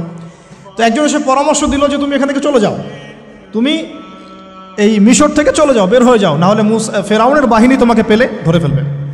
এবার মুসা আলাইহিস সালাম চলে গেলেন কোথায়? মাদিয়ান। কোথায় বলেন? অনেক দূরে মাদিয়ান। মাদিয়ানে গিয়ে তার না আছে কোনো শেল্টার, না গার্ডিয়ান, না কোনো খাবার, না পানি, কিছুই নাই। ঠিক নবী সাল্লাল্লাহু আলাইহি ওয়াসাল্লামের সাহাবীরা হিজরত করেছেন আবিসিনিয়ায়, নবীজি হিজরত করেছেন একবার তায়েফে, ওখানে মার খেয়ে চলে আসতে হয়েছে না? মনে আছে? তায়েফের 3টা গোত্র ছিল, আব্দু ইয়ালাইল, আব্দু মাসউদ, হাবিব বিন আমর, এই 3 গোত্রের নেতা ছিল। এরা নবী সাল্লাল্লাহু আলাইহি ওয়াসাল্লামকে ছোট ছোট বাচ্চাদেরকে দিয়ে পিটিয়েছিল, নাউযুবিল্লাহ। তারপরে নবীজি বদদোয়া করেন নাই, ওখান থেকে চলে আসছেন মক্কায়। আমি গুছিয়ে বলছি শর্ট করে। তো এভাবে মুসা আলাইহিস সালামকেও হিজরত করতে হয়েছে। দেখেন, আবার নবীজিকে হিজরত করতে হচ্ছে মদিনায়। তার মানে হিজরা বিষয়টা ইসলামের সাথে সম্পৃক্ত। পরিবেশ পরিস্থিতি অনুকূলে না থাকলে, যেখানে ভালো পরিবেশ সেখানে গিয়ে মানুষ থাকতে হবে। আলহামদুলিল্লাহ, এখানে ভালো পরিবেশ আছে, আপনারা ভালো পরিবেশ পেয়েছেন। কিন্তু যারা চ্যালেঞ্জ গ্রহণ করে সমাজের জাহিলিয়াতগুলোকে সরানোর চেষ্টা করবে, সংস্কারের চেষ্টা করবে, তারা আল্লাহর কাছে অনেক বেশি পছন্দের। তার মানে প্রথম ফাইট আমাদেরকে করতে হবে। করতে করতে গিয়ে এক পর্যায়ে যদি দেখি যে না আর পারছি না, তখন কি? হিজরা। এটা মাথায় রাখতে হয়। এখন নবী সাল্লাল্লাহু আলাইহি ওয়াসাল্লামকেও করতে হচ্ছে। মুসা আলাইহিস সালাম চলে গেলেন মিশর থেকে কোথায় বলেন? মাদিয়ানে। তখন আরেকজন নবী ছিলেন, তার নাম কি? শুআয়ব। মাশাআল্লাহ, শুআয়ব আলাইহিস সালাম। শুআয়ব আলাইহিস সালাম সম্পর্কে আল্লাহ পাক বলেছেন তিনি অত্যন্ত চমৎকার বাগ্মী ছিলেন। মানে তিনি নবীদের মধ্যে অনেক সুন্দর করে কথা বলতে পারতেন। সুবহানাল্লাহ, সুবহানাল্লাহ। তো শুআয়ব আলাইহিস সালামের কওমের নাম কওমে মাদিয়ান। বলে রাখি, এই কওমে মাদিয়ানকে আল্লাহ রাব্বুল আলামিন ধ্বংস করেছেন সর্বপ্রথম ভূমিকম্প দিয়ে। কি দিয়ে? পৃথিবীতে সর্বপ্রথম যে জাতিকে ভূমিকম্প দিয়ে ধ্বংস করা হয়েছে তার নাম কওমে মাদিয়ান। কেন ধ্বংস করা হয়েছে? মাপে কম দিত। কি করতো? যেটা এখনকার ওয়ার্ল্ডের ইকোনমিক সুন্নাহ, নাউজুবিল্লাহ। মানুষকে ঠকানো এখনকার ওয়ার্ল্ডের ইকোনমিক সুন্নাহ, এবং এই মানুষকে ঠকানোর জন্য ইকোনমিক সেকশনে রিবা চালু করা হয়েছে। রিবা, সব জায়গায় রিবা, এভরি সিঙ্গল সেক্টর, যেটা under the foundation of World Bank আর IMF। রিবা আছে কি নাই? আর আমরা তো রিবাটাকে এখন মনেও করি না যে মায়ের সাথে জেনা করছি, মায়ের সাথে জেনা করছি। এটাই তো হাদিসের কথা। রিবার 70 শাখা আছে পাপের, 73 শাখা আছে পাপের, সর্বনিম্ন শাখা মায়ের সাথে জেনা করা, না বুঝলি? তো এটা ইকোনমিক সুন্নাহ হয়ে গেছে না এখন, মানুষকে ঠকানো, মাপে কম দেওয়া, রিবা। আর আমরা তো মাশাআল্লাহ ঘুষ ছাড়া কিছু হয় না, দুর্নীতি ছাড়া হয় না, টেবিল পাসই হচ্ছে না। আল্লাহ মাফ করুক আমাদেরকে। তবে এগুলা আমাদের ইবাদতকে নষ্ট করে ফেলছে, কারণ হারাম রিজিক থাকলে ইবাদত দোয়া কবুল হয় না। আল্লাহ পাক আমাদেরকে হালাল খাওয়ার তৌফিক দান করুন। এখন প্রিয় ভাইরা, ওখানে গিয়ে কিচ্ছু নাই, নিঃস্ব অবস্থায় কি দোয়া করতে পারেন একজন মানুষ, এই দোয়াটা শিখে নেন, ইনশাআল্লাহ আপনার জীবনের সমস্ত সংকট কেটে যাবে ইনশাআল্লাহ। আমি নিজেও ওই দোয়াটা বেশি বেশি করার চেষ্টা করি। দোয়াটা হচ্ছে, মুসা আলাইহিস সালাম একটা গাছের নিচে হেলান দিয়ে বসলেন, বসে দেখলেন দুইজন মেয়ে দাঁড়িয়ে আছে দূরে, পানি নিতে পারছে না, লোকজন পানি নিয়ে যাচ্ছে, ওরা দাঁড়িয়ে আছে বেচারি। মুসা আলাইহিস সালাম গিয়ে বললেন, কি সমস্যা আপনাদের? এটা নিয়ে আপনারা আবার মেয়েদের সাথে কথা বলার চেষ্টা করেন, ঠিক আছে? তো মাহারাম গায়রা মাহারাম মেনে চলে। তারা বললেন যে আমাদের বাবা অনেক বৃদ্ধ মানুষ, আমরা পানি নিতে পারি না যতক্ষণ না আমাদের কম পানি নিয়ে চলে যায়। তো মুসা আলাইহিস সালাম তো একটু বললাম না, ফিজিক্যালি খুব স্ট্রং ছিলেন, থাকে না বডি বিল্ডার, সামনে গিয়ে কথা বলে সরো পানি নিতে দাও, তখন মানুষ একটু মূল্যায়ন করে না। তো মুসা আলাইহিস সালাম এভাবে পানি নিয়ে দিলেন এবং বাছুরদেরকে পানি পান করালেন, করিয়ে গাছের নিচে এসে বসে আছেন। বসে বসে তিনি দোয়া করছেন, এই যে দোয়াটা তিনি দোয়া করছেন, রব্বি, একটা নেক কাজ করলেন, নেক কাজ করলেন না, মানুষের উপকার করলেন, নেক কাজ করে এসে গাছের নিচে বসে দোয়া করছেন, আল্লাহ এখানে তো আমার খাবার পানি বাসস্থান কিছুই নাই, আমি কি করব? রব্বি ইন্নি লিমা আনজালতা ইলাইয়া মিন খায়রিন ফকির। রব্বি ইন্নি লিমা আনজালতা ইলাইয়া মিন খায়রিন ফকির। আবার বলেন, রব্বি ইন্নি লিমা আনজালতা ইলাইয়া মিন খায়রিন ফকির। অর্থ হচ্ছে, হে আল্লাহ, তুমি তোমার পক্ষ থেকে আমার উপরে যে নিয়ামতগুলো দিবে, আমি এর জন্য ফকির হয়ে বসে আছি আল্লাহ। অর্থ বুঝে পড়বেন ভাই, নামাজ রোজা হজ জাকাত যাই করেন আল্লাহর ওয়াস্তে অর্থ বুঝে পড়বেন। অর্থ বুঝে পড়লে আপনার ইবাদতের স্বাদ পাবেন, তৃপ্তি পাবেন, আল্লাহর সাথে কানেকশন হবে, আল্লাহর নূর পাবেন, মাআরিফত পাবেন, সত্য স্বপ্নও দেখবেন তখন ইনশাআল্লাহ। তখন সত্য স্বপ্ন দেখবেন ইনশাআল্লাহ। আল্লাহ পাক তৌফিক দান করবেন। এবার আল্লাহ পাকের সাহায্য নেমে আসলো, ওই দুই মেয়ের মধ্যে একজন হেঁটে হেঁটে চলে আসে। এবার এই মেয়ের হাঁটা সম্পর্কেও কোরআন কথা বলেছে, সুবহানাল্লাহ। এই মেয়ে কিভাবে হেঁটে এসেছে এই হাঁটার বর্ণনাও কোরআন দিয়েছে। কোরআন বলেছে এই মেয়ে হেঁটে আসছে লাজুক পায়ে। কি পায়ে? এখন আপনি এই পুরো ওয়ার্ল্ডের মেয়েদের হাঁটা দেখেন, লজ্জা আছে? তাহলে মেয়েদের সাথে লজ্জা একটা গভীর সম্পর্ক আছে। এই মেয়ের প্রশংসা আল্লাহ পাক কোরআনে করলেন, লাজুক পায়ে, লাজুক ভঙ্গিতে, অবনত নয়নে সে হেঁটে আসলো। এখন আপনি কেলে যান, গো টু খেল, আপনাদের টুইন টাওয়ারে যান, দেখেন সবার হাঁটার চলা দেখেন। হায়া লজ্জার কোনো বালাই আছে এখানে? আমি গত লেকচারে বলেছিলাম যে আদম আলাইহিস সালাম এবং হাওয়া আলাইহিস সালাম, ইবলিস তাদের সাথে প্রথম যে আচরণ করেছে ওই ফল খাওয়ানোর পরে, সেটা কি? তাদের গা থেকে পোশাক খুলে পড়ে গেছে, মানে নগ্ন করে দিয়েছে আমাদের পিতামাতাকে। মহাবিশ্ব নগ্ন করে দিয়েছে কে? ইবলিস। তো এখন এই পৃথিবীতে আমরা যারা নগ্নতার চর্চা করছি তার কার এজেন্ট আমরা বুঝতে বাকি আছে? আমার কথা কি বুঝতে পারছেন কি না? এই কানেকশন মেলানোর চেষ্টা করেন, ডটসগুলো মেলানোর চেষ্টা করেন। সামনে যাই প্রিয় ভাই, এই মেয়ে এসে বলছে, আমার বাবা আপনাকে ডাকেন, আমার বাবা আপনাকে ডাকছেন। তিনি গেলেন, বাবা শুআয়ব আলাইহিস সালাম। তখন এক বোন ইনডাইরেক্টলি বাবাকে বোঝাচ্ছে যে বিয়ে শাদী দিলে ভালো হয়। এক বোন বলছে যে আপনি তো তাকে পুরস্কৃত করতে চাচ্ছেন, তাহলে এইরকম কবিউন আমিন একজন মানুষকে সবচেয়ে ভালোভাবে পুরস্কৃত করা যায় তার যথাযোগ্য প্রতিদান দেওয়ার মধ্য দিয়ে। তো মেয়ের ইশারা বাবা বুঝেছেন, তিনি নিজের এক মেয়ের সাথে মুসা আলাইহিস সালাম বিয়ে দিলেন, সুবহানাল্লাহ। তবে শর্ত দিলেন, দেন মোহর কি? মোহর তো নাই। মোহর কি এবার? মোহর হচ্ছে 8 বছর তোমাকে আমার ফার্মে কাজ করতে হবে। এটা আগেকার একটা স্টাইল ছিল সুন্নাহ, এটা এটা এখন নাই, যদিও আগে এরকম ছিল যে দেনমোহর দেওয়ার জন্য এই একটা পদ্ধতি ছিল। যেমন ইয়াকুব আলাইহিস সালামের ক্ষেত্রেও এরকম 7 বছরের কথা আসছে, তিনি 7 বছর তার শ্বশুরের ফার্মে কাজ করেছেন। এটা নতুন ছিল না ওই সময়, এটা কমন ছিল। এখন যেমন আমাদের দেশে কমন 10 লাখ টাকা মোহর হবে, 10,000 টাকা দিব, বাকিটা সব বাকি, তাই না? তো এরকম আর কি কমন কিছু বিষয় থাকে আর কি। আস্তাগফিরুল্লাহ, মাফ করো, বলবে বাসরাতে বলবে আমাকে মাফ করে দাও, শুরুতেই নিজের গায়রথহীনতার পরিচয় দিল। আবার এদিকে শ্বশুরের কাছে মাশাল্লাহ মোটা অঙ্কের ডোনেশন নিতে চাচ্ছে, যৌতুক। আর বিয়ে আমাদের ওখানে মাশাল্লাহ মানে কেনা বেচা, মেয়ে বিক্রি করতেছে আর ছেলে কিনতেছে।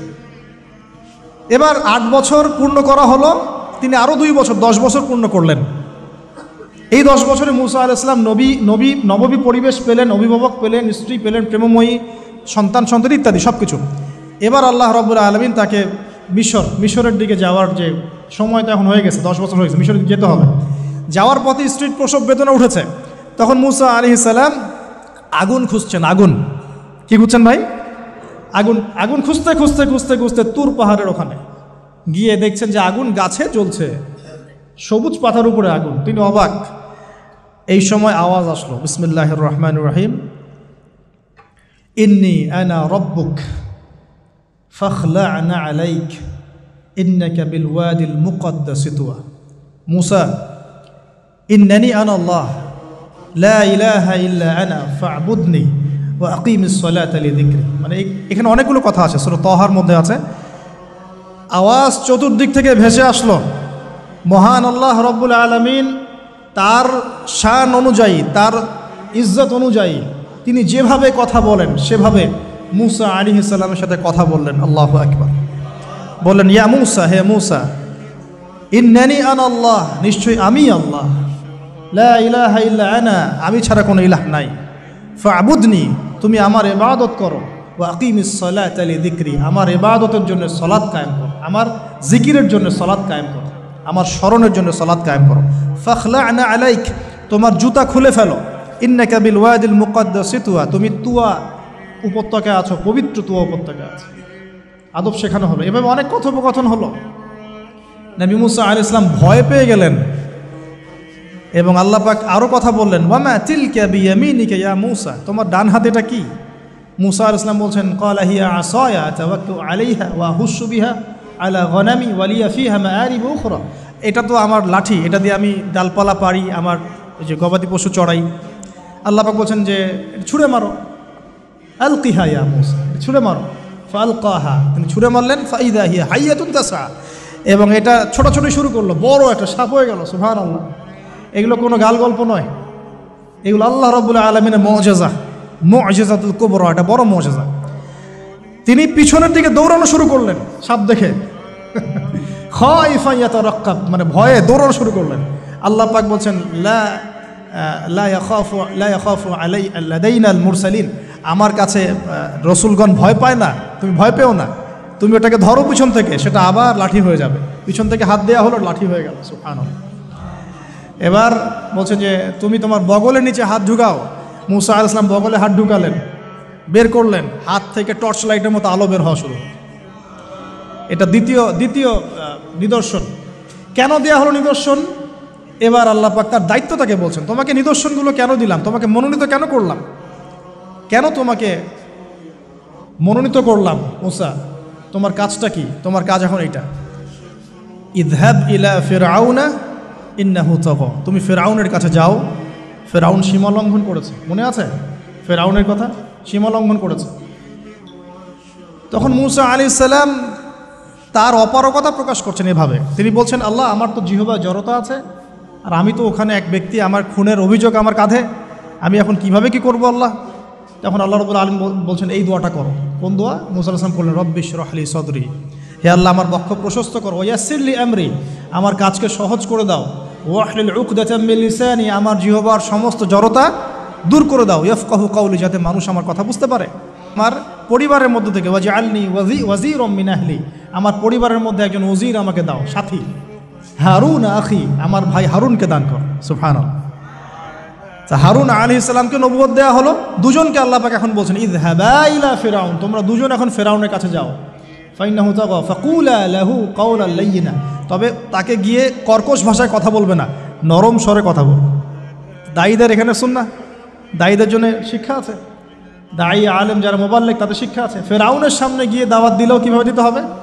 ফাকুলা লাহু কাওলান লাইয়িনা, নম্রভাবে কথা বলো। লাআল্লাহু, কেন নম্রতার সাথে? লাআল্লাহু ইয়াতাযাক্কারু আও ইয়াখশা, হয়তোবা নম্রতা প্রদর্শন করলে সে উপদেশ গ্রহণ করতে পারে, অথবা সে আল্লাহকে ভয় করতেও পারে। আল্লাহ পাক তো আগে থেকে জানেন সে ঈমান আনবে না, তারপরেও আমাদের আদব শিখাচ্ছেন আল্লাহ পাক এখানে। তারা দুজন চলে গেলেন, দাওয়াত দিলেন। ফিরআউন মশকরা করছে, ওয়ামা রব্বুকুম ইয়া মূসা, তোমাদের দুজনের রব আবার কে? হ্যাঁ, মূসা আলাইহিস সালাম বুঝাচ্ছেন, রব্বি আল্লাযী, আমার রব সেই রব যিনি জীবিতকে মৃত করেন, মৃতকে জীবিত করেন, ইত্যাদি। মানে যার হুকুম ছাড়া একটা গাছের পাতাও নড়ে না, যিনি মাটি থেকে সব উৎপন্ন করেন, বৃষ্টি বর্ষণ করেন, সব বুঝালেন। ফিরআউনের বক্তব্য তখন এটাই ছিল, তোমাদের কাছে কি কোনো নিদর্শন আছে, কোনো আয়াত নিদর্শন আছে? হ্যাঁ, নিদর্শন আছে। কি? লাঠি ছুঁড়ে মারলেন, সাপ হয়ে গেল। এখন ফিরআউন বলছে এটা তো জাদু, এটা কি? আমার জাদুকররাও এটা পারে, জাদুকর থেকে ডেকে না হলো, জাদুকররাও লাঠি ছুঁড়ে মারলো, সাপ হয়ে যাচ্ছে। কিন্তু এই বড় সাপ ওদের সব সাপকে খেয়ে ফেললো। তখন ফিরআউন কিন্তু ভয় পেয়ে গিয়েছিল।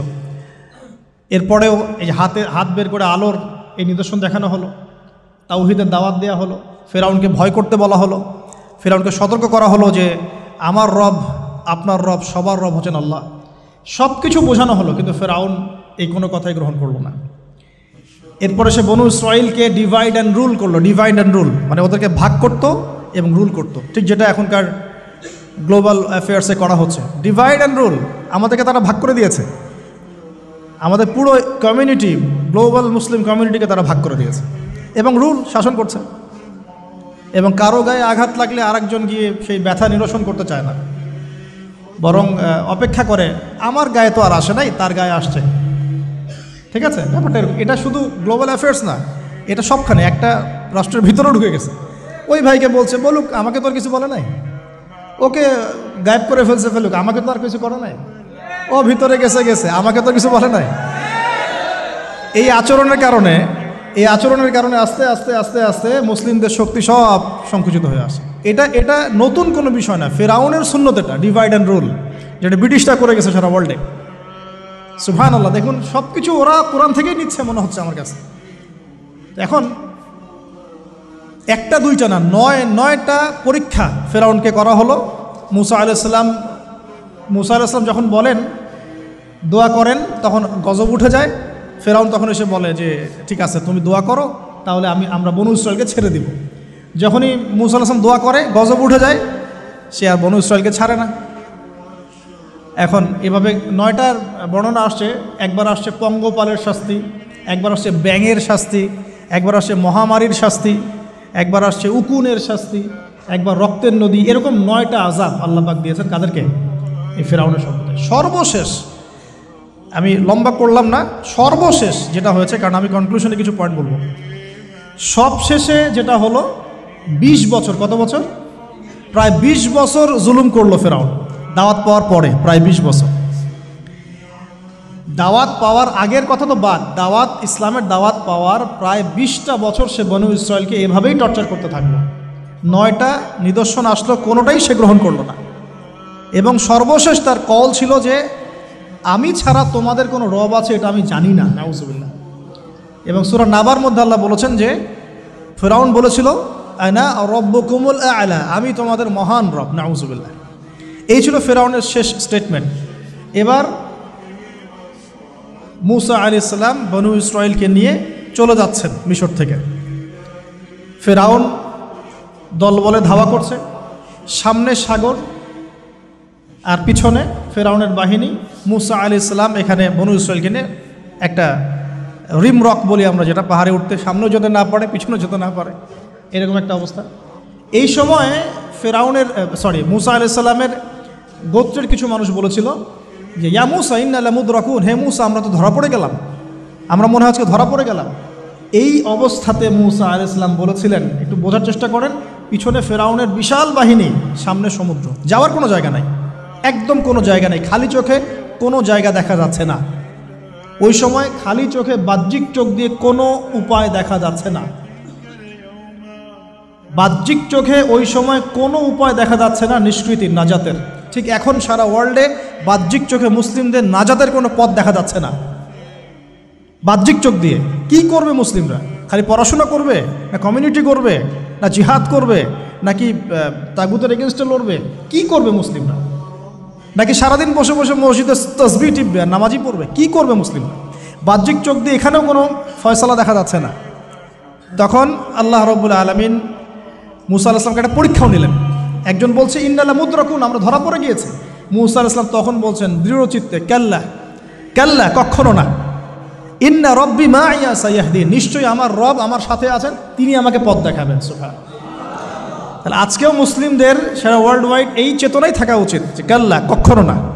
আল্লাহ ইন্না রব্বুনা মা'ানা, নিশ্চয়ই আমাদের রব আমাদের সাথে আছেন, তিনি আমাদেরকে পথ দেখাবেন ইনশাআল্লাহ। এই পথই আমরা চাই, ইহদিনাস সিরাতাল মুস্তাকিম, চাই না? সিরাতাল লাযিনা আন'আমতা আলাইহিম গায়রিল মাগদুবি আলাইহিম ওয়ালাদ-দাল্লিন। এই বাস যখন আপনি পুরো দমে আল্লাহর উপর তাওয়াক্কুল করে ফেলবেন, তখনই তো আল্লাহ রাব্বুল আলামিনের নুসরা নেমে আসবে। বদরের মাঠে নবী সাল্লাল্লাহু আলাইহি ওয়াসাল্লাম হাত তুলে দোয়া করছে, আল্লাহ এই 313 জন মুসলিম যদি আজকে শেষ হয়ে যায়, ইসলামের নাম নেওয়ার কেউ থাকবে না। দোয়া করতে করতে চাদরটা পর্যন্ত পড়ে গেল। আবু বকর সিদ্দিক দৌড়ে এসে চাদর উঠাই দিলেন, দিয়ে কান্না জড়িত কণ্ঠে বলছেন, হাসবুকা ইয়া রাসূলুল্লাহ, যথেষ্ট হয়েছে আল্লাহ রাসূল, যথেষ্ট হয়েছে, আর দোয়া করার দরকার নেই, ইনশাআল্লাহ আল্লাহ সাহায্য নেমে আসবে। আল্লাহ পাকের সাহায্য নেমে আসলো, হাজার হাজার ফেরেশতা আল্লাহ নামিয়ে দিলেন বদরের মাঠে। আপনি দেখুন যে সুবহানাল্লাহ, নবী সাল্লাল্লাহু আলাইহি ওয়াসাল্লাম হিজরত করছেন আবু বকর সিদ্দিককে সাথে নিয়ে, মনে আছে গারে সাওরের ঘটনা, সবাই ঘিরে ফেলেছে, এমনকি নিচ থেকে উপরে ওদের পা দেখা যাচ্ছে। আবু বকর সিদ্দিক বলছেন যে ইন্না মুদরাকুন, আমরা ধরা পড়ে গেলাম ইয়া রাসূলুল্লাহ। একই কথা কিন্তু নবী সাল্লাল্লাহু আলাইহি ওয়াসাল্লাম সেই একই কথাই বলছিলেন, লা তাহজান, তুমি দুশ্চিন্তা করো না, ইন্নাল্লাহা মা'ানা, আল্লাহ আমাদের সাথে আছেন, ইনশাআল্লাহ আল্লাহ আমাদের সাথে আছেন। তবে কাদের সাথে আল্লাহ থাকবেন? যারা নামাজ পড়ে না, যারা নামাজ পড়ে না, যারা তাওহীদ শিখে না, সুন্নতের উপর আমল করে না, যারা রিবা খোর, যারা মাদক দ্রব্য সেবন করে, জিনা করে, পর্নোগ্রাফি দেখে, যে বেপরদায় চলে, এদের সাথে আল্লাহ থাকবেন। আমরা যদি আমাদের অবস্থান উন্নত করতে না পারি, আমাদের দ্বারা উম্মার বিজয় হবে না, ফুল স্টপ। আমরা যদি আমাদের অবস্থান উন্নত করতে না পারি, মানে এই যুগের আবু বকর, ওমর, ওসমান, আলী হতে না পারি, আমাদের দ্বারা বিজয় হবে না। আপনি যত টাকা ঢালেন না কেন, যত বড় সংগঠন করেন না কেন, যত পলিটিক্যাল অ্যাফেয়ার্স ডিল করেন না কেন, যতক্ষণ এ যুগের আবু বকর, ওমর, ওসমান, আলী আমরা হতে না পারছি, আমাদের হাতে বিজয় আসবে না। প্রথম কাজটা এখানে ভাই, প্রিয় ভাইয়েরা, রাগ করছেন নাকি কথায়? আমাদের প্রথম কাজটা এখানে, ফ্যান্টাসির কোনো মূল্য নেই এখন। Eyewash, show down, show off, fantasy, online, Facebook, কিচ্ছু নাই। বিশ্বাস করেন এগুলো কিচ্ছু নাই, কিচ্ছু হবে না এগুলো দিয়ে। কনস্ট্রাকটিভ কাজ না থাকলে, ইমান, আমল, তাওহীদ, সুন্নাহ, সেরকম জজবা, সেরকম ইউনিটি, আল্লাহর পথে মাল খরচের প্রেরণা, মুসলিমদেরকে সহযোগিতা করার বড় মানসিকতা, একটা ব্রড মাইন্ডেড চিন্তাভাবনা, এগুলো না থাকলে কখনো সম্ভব হবে। এখানে সাহায্য নেমে আসছিল না? ওই গারে শহরে কি তারা ধরা পড়েছিলেন? লা তাহজান ইন্নাল্লাহা মা'ানা, ভয় পেও না, আল্লাহ আমাদের সাথে আছেন। আল্লাহ কি সাথে ছিলেন না? ঠিক একই কথা মুসা আলাইহিস সালাম বলছেন, কাল্লা, কখনো না, ইন্না রব্বি মা'িয়া সায়াহদিন, আমার রব আমার সাথে আছেন, আমার রব আমার সাথে আছেন, তিনি আমাকে পথ দেখাবেন ইনশাআল্লাহ। বলার সাথে সাথে মনে আছে ওই যে নমরুদ যখন ইব্রাহিমকে ফেলে দিচ্ছে আগুনে, জিবরিল আমিন এসে বলছেন, হাজাতুকা ইনদি, আপনার কোনো প্রয়োজন আছে আমার কাছে? ইব্রাহিম আলাইহিস সালাম আগুনে পড়তে পড়তে বলছেন, হাসবি আল্লাহ ওয়া নি'মাল ওয়াকিল, আল্লাহ আমার জন্য যথেষ্ট, তিনিই আমার উত্তম অভিভাবক, দরকার নেই। বলার সাথে সাথেই ইয়া নার কুনি বারদান ওয়া সালামান আলা ইব্রাহিম, এই আগুন ঠান্ডা হয়ে যাবে। আমার বান্দা আমাকে ডেকেছে, তার কোনো পথ নাই চোখের সামনে খোলা, এখন আমার বান্দা আমাকে ডেকেছে, আমার উপর ফরজিয়াত আমার বান্দাকে এখন সাহায্য করা, এটা আমার হক, আমার বান্দাকে সাহায্য করা। ওয়া কানা হাক্কান আলাইনা নুনজিল মুমিনিন, আমার হক হচ্ছে, আল্লাহ বলছেন আমার হক মুমিন বান্দাদেরকে নাজাত দেওয়াটা আমার হক। সুবহানাল্লাহ। তাহলে ওই যে সাহায্য এসেছে ওই নমরুদের ওখানে আগুন পরীক্ষায়, একই সাহায্য আসছে গারে শহরে, বদরের মাঠে, উহুদে, খায়বারে, খন্দকে, এই সাহায্য নেমে আসতো মুসা আলাইহিস সালামের কাছে। কি সাহায্য? লাঠি ছুঁড়ে মারো, 12টা, একটা দুইটা 12টা রাস্তা হয়েছে, সাগর ভাগ হয়েছে। এটা কি আসলেই পসিবল? এখনকার সায়েন্সকে এটাকে পেনিট্রেট করতে পারবে? আমরা তো সায়েন্সকে ইলাহ বানিয়ে নিয়েছি। ও যখন কিছু বলে হ্যাঁ, আমরা বলি হ্যাঁ, ও বলে না, আমরা বলি না। বিশ্বাস করেন? ও যখন সায়েন্স যখন কোনো কিছুকে বলে হ্যাঁ এটা ঠিক, আমরা বলি ঠিক ঠিক ঠিক। যখন সায়েন্স বলে এটা বেঠিক, আমরা বলি না বেঠিক বেঠিক। আমরা কোরআন হাদিসকে সায়েন্স দিয়ে মূল্যায়ন করছি। সুবহানাল্লাহ। এখন নামাজ পড়তে গেলে মানুষ সায়েন্টিফিক ব্যাখ্যা খোঁজে, রোজা রাখা সায়েন্টিফিক ব্যাখ্যা খোঁজে। ব্যাখ্যা থাকতে পারে, আমার জানার দরকার নাই তো। আমাকে আল্লাহ হুকুম করেছেন, এটাই আমার কাজ। ব্যাখ্যা থাক না থাক সেটা আমার জানার দরকারও নাই। হ্যাঁ থাকতে পারে, নাও থাকতে পারে, সব আমার বুঝে আসবে না, কিছু আসবে কিছু আসবে না। আমরা কোনো কোনো ক্ষেত্রে এটাকে টেকনোলজিকে আমাদের ইলাহ বানিয়ে নিচ্ছি। আপনি বিশ্বাস করেন, আমি আল্লাহর কসম করে বলছি, আজকে যদি নাসা বলে যে পৃথিবী থেকে লক্ষ কোটি আলোকবর্ষ দূরে একটা গ্রহের সন্ধান পাওয়া গেছে, ওখানে হুরপড়ি আছে, সোনা দানা আছে, মাটি হচ্ছে মেশকের আম্বরের এই সেই, মানুষ বিশ্বাস করবে হ্যাঁ এরকম কোনো গ্রহ থাকতে পারে? বিশ্বাস করবে কি না? অনেস্টলি বলেন। আল্লাহ পাক কোরআনে 1400 বছর আগে বলেছেন, তার আগের ধর্মগ্রন্থেও বলেছেন জান্নাত আল্লাহ সৃষ্টি করেছেন। মানুষ বিশ্বাস করে না। নাস্তিকরা বলে, টিটকারি মারে নাস্তিকরা, মৌলবাদীরা, মোল্লারা কি বলে, এই যুগে এগুলো বিশ্বাস করে মানুষ? নাউজুবিল্লাহ। নাসা যদি বলে বহু দূরে একটা গ্রহ আছে বিশাল বড়, ওখানে একটা পাথর ফেললে নিচে যেতে 70,000 বছর সময় লাগবে, মানুষ বলে হ্যাঁ এমন কোনো গ্রহ থাকতে পারে? নাম দিয়ে দিবে একটা XYZ dot dot dot dot, দিল একটা কিছু, এরকম নাম হয় না? KLR কি নাম দিয়ে দিল। তো আল্লাহ পাক জাহান্নামের কথা বলছেন, মানুষ বিশ্বাস করে না। তো প্রিয় ভাইরা, এই জায়গায় সায়েন্স ব্যাখ্যা করতে পারবে না। 12টা রাস্তা হয়ে গেছে, 12টা গোত্র পার হয়ে গেল। ফেরাউন দলবল নিয়ে পার হতে চাচ্ছে, আল্লাহ রাব্বুল আলামিন ওই জায়গায় ডুবিয়ে দিলেন। সুবহানাল্লাহ।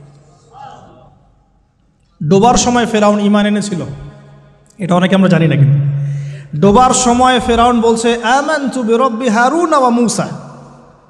এই জায়গা থেকে আমি কনক্লুশন দিকে যাব, একটু মনোযোগ দিন। ফেরাউন বলছে আমানতু বিরব্বি হারুন ওয়া মূসা, কখন বলছে? ডোবার সময়। ওই সময় ফেরেশতারা তার মুখে কাদা নিক্ষেপ করছিলেন, এটা হাদিসে আসছে। কারণ কাফের, ফাসেক, জালেম, এরকম মুনাফিক মৌতের সময় ফেরেশতারা মুখের উপরে প্রচণ্ড জোরে আঘাত করতে থাকে। আল্লাহ আমাদেরকে হেফাজত করুন। পিঠের পিছনে, চেহারায়, কপালে। সূরা মুহাম্মদ পড়ে দেখুন, ইয়াদরিবুনা উজুহাহুম ওয়া আদবারহুম। ফেরাউনকে এই কাজ করা হচ্ছিল, কিন্তু তখনও জিবরিল আমিন তখনও তিনি একটু কনসিয়াস, যদি এখন আল্লাহ তার তওবা কবুল করে ফেলে। সুবহানাল্লাহ। তাহলে আমরা কেন তওবা করতে দেরি করছি? আজকে থেকে জীবনটাকে ঢেলে সাজাবো ইনশাআল্লাহ। আল্লাহ তৌফিক দান করুন। নিজের জীবন, নিজের ছেলে মেয়েদের জীবন, নিজের পরিবারের জীবন, আমাদের সমাজের জীবন, এবং বড় স্বপ্ন দেখব, আল্লাহর জমিনে দিন কায়েম করব, তারপর মরবো ইনশাআল্লাহ। আল্লাহ কবুল করুন, আমিন। এবার আসুন ভাই, আল্লাহ পাক তওবা কবুল করলেন না। আল্লাহ পাক বললেন আল আন, এখন, আল আন, এখন, আল আন, এখন, লাকাদ আসাইতা মিন ক্বাবল, এর পূর্বে তুমি তো সারা জীবন আমার অবাধ্যতা করে গিয়েছো। আজকে কি করব শোনো, আল ইয়াউমা নুনাজ্জিকা বিবাদানিক, আজকে তো আমি তোমাকে ক্ষমা করছি না, বরং আজকের থেকে আমি তোমার এই যে বডি, তোমার দেহ বাদান, এটাকে প্রিজার্ভ করব, সংরক্ষণ করব। কেন সংরক্ষণ করব? এই বডিটা কোথায় আছে ভাই এখন? ফ্রান্সে না মিশরে? আচ্ছা, এখন মিশরে নয়? আচ্ছা, আমি মাঝখানে শুনেছিলাম এটা রিসার্চের জন্য মনে হয় ফ্রান্সে নেওয়া হচ্ছে, মেবি। আমি ভাবছিলাম, পারিবারিক মিটিংয়ে বলছিলাম যে এই সভ্যতাটা একদিন ধ্বংস হয়ে যাবে, দেখে নিন। এই সিভিলাইজেশনটা একদিন ধ্বংস হয়ে যাবে, দেখে নিন। যারা ফেরাউনকে মানে রাষ্ট্রীয় মর্যাদা দেওয়ার চেষ্টা করতেছে, আস্তাগফিরুল্লাহ, আল্লাহ মাফ করুন। কেন তোমার দেহটাকে আমি সংরক্ষণ করলাম? আল ইয়াউমা নুনাজ্জিকা বিবাদানিকা, তোমার দেহটাকে আজকে আমি প্রিজার্ভ করে রাখবো। কেন? লিতাকুনা লিমান খালফাকা আয়া, তোমার এই যে ডেথ, এর পরে যত ফেরাউন পৃথিবীতে আসবে, তোমার মতো যত মানুষ পৃথিবীতে আসবে, তাদের সবার জন্য তুমি হবে নিদর্শন, আইডল। তাহলে ফেরাউনের বডিটাকে প্রিজার্ভ করা হয়েছে কেন ভাই? যাতে ফেরাউনি চরিত্র যাদের মধ্যে আছে তাদেরকে আল্লাহ পাক এর মধ্য দিয়ে শিক্ষা দিতে পারে, জাস্ট এতটুকু। এছাড়া কোনো কারণ আছে? এটা কি আমাদের দেখার কোনো বিষয়? বরকত আছে কোনো? সুবহানাল্লাহ। এখন আপনাকে আমি একটু কনক্লুশনের দিকে নিয়ে আসি। মানুষ জানতো না এই বডিটা কোথায় আছে, সাহাবীদের যুগে কি বডি বের হয়েছিল? মুরাদ ভাই, সাহাবীর যুগে কি বডিটা বের হয়েছিল? তাবেঈনদের যুগে, 4 ইমামের যুগে, ইমাম বুখারী, মুসলিম, তিরমিজি, নাসাই, ইবনে মাজাহ, আবু দাউদ তাদের যুগে, উমাইয়া খেলাফতে, উমাইয়া খেলাফত 93 ইয়ার্স, আব্বাসীয়দের সময় প্রায় 550 বছর। এই 550 বছরেও আসছিল?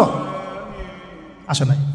ফাতেমি সাম্রাজ্য চলে গেছে, কর্ডোভার ইসলামিক সাম্রাজ্য চলে গেছে, মোগলদের সময় চলে গেছে, এই তো আফগানদের সময় চলে গেছে, ইভেন অটোমান এম্পায়ার, এই যে ওসমানীয় খেলাফত, আর্তুগরুল গাজীর ছেলে উসমানের হাত দিয়ে, এই যে প্রায় কত বছর, প্রায় তো এটা 500 বছর মতো হবে না, 500 বছর প্লাস মাইনাস।